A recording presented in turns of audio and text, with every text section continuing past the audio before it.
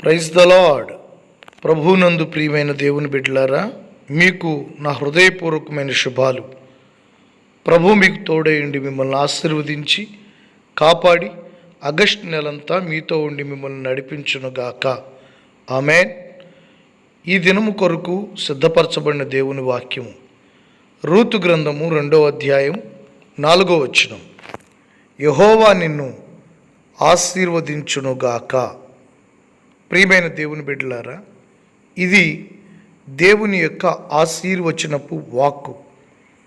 ప్రతి వారి జీవితములో ఆశీర్వాదం ఉండాలి, ఆశీర్వాదకరంగా జీవించాలి, ఆశీర్వాదముని ఈ లోకానికి ఏంటో చూపించగలగాలన్నది దేవుని యొక్క వాంఛ, దేవుని దీవెన.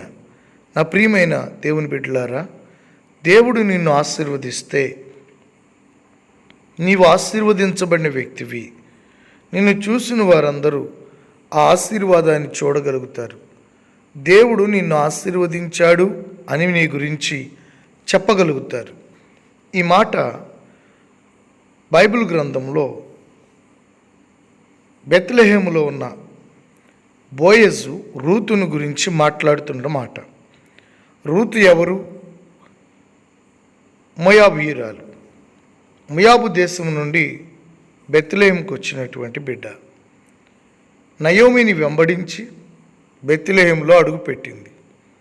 మోయాబుని విడిచిపెట్టింది, బెత్లెహేములో అడుగుపెట్టింది. బెత్లెహేము అనగా రొట్టెల ఇల్లు లేక దేవుని మందిరము. మన ప్రభువైన యేసుక్రీస్తు జన్మించిన స్థలము అనగా రక్షణ ఉన్నటువంటి రక్షకుడు పుట్టిన స్థలం.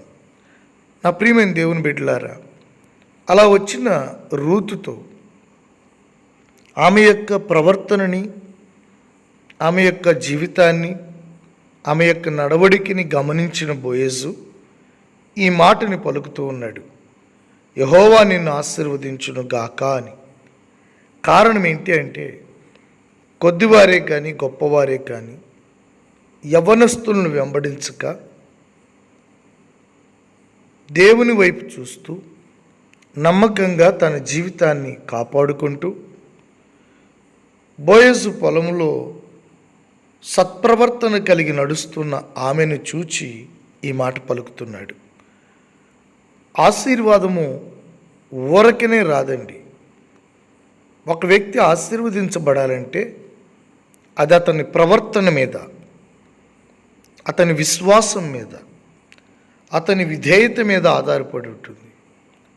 నీవు ఎంత విశ్వసిస్తావో, దానికి ఎంత విధేయత చూపిస్తావో, అలాగను నువ్వు ఎంతగా ప్రవర్తిస్తావో అంతగా వాటిని బట్టి ప్రభువు నిన్ను ఆశీర్వదిస్తాడు.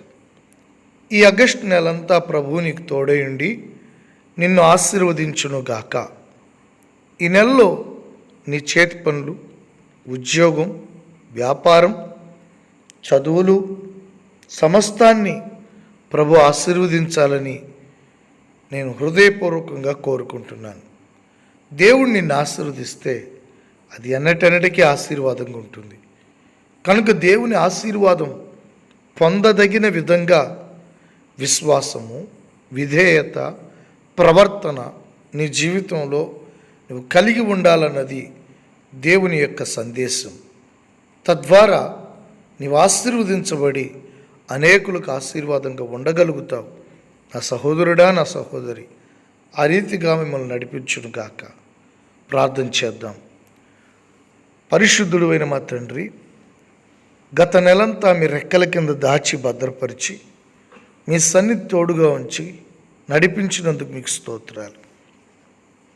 ఆగస్టు నెలలో మొదటి దినం నాయనా మీ వాగ్దానమును మాకు తెలియజేసి మమ్మల్ని బలపరుస్తున్నందుకు స్తోత్రాలు. యెహోవా నిన్ను ఆశీర్వదించునుగాక అని చెప్పిన మాట అందరికీ నెరవేర్చి ఆశీర్వదించి ఫలభరితంగా ఉంచమని యేసు నామములో అడుగుచున్నాము తండ్రి. ఆమేన్.